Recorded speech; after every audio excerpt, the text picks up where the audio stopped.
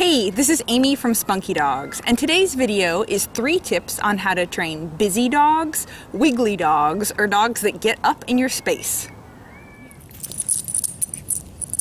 Tip number 1 is to keep things super simple. If you have a dog that's all over the place, don't start with some complicated behavior or multiple behaviors in a row. Pick something really simple like hold still for 0.4 of a second.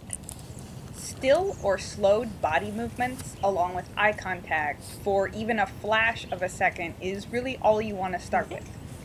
This is especially important for teaching new behaviors or for really wiggly or busy dogs as a warm-up before you begin a training session, especially in new environments.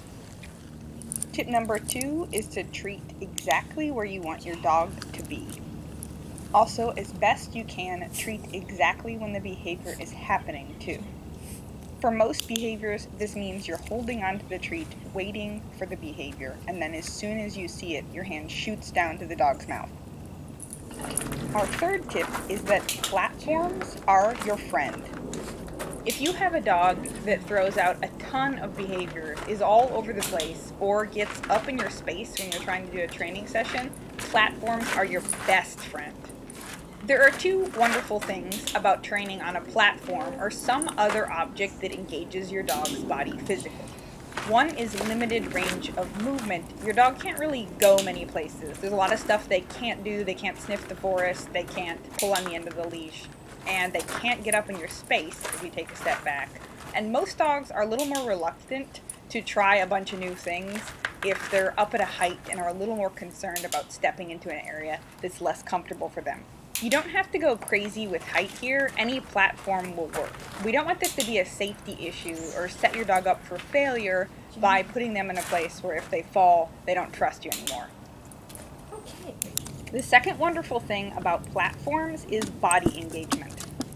Most dogs that are all over the place in a training session are also very externally motivated. They pay a lot of attention to their environment.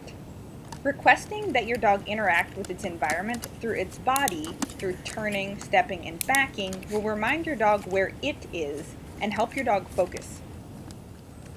It's much harder for your dog to focus on squirrels, smells, and other dogs when it's worried about where its body, feet, and legs are in its own space. And one last note about markers and rewarding your dog. For the purposes of this video, I'm using a clicker to show you the exact behavior that I'm rewarding.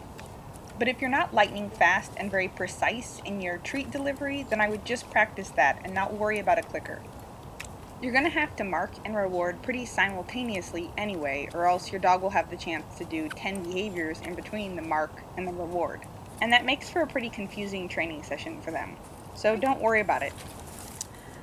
So there you have it. Keep it super simple. Deliver treats exactly where you want your dog to be, and platforms and body engagement are your friend.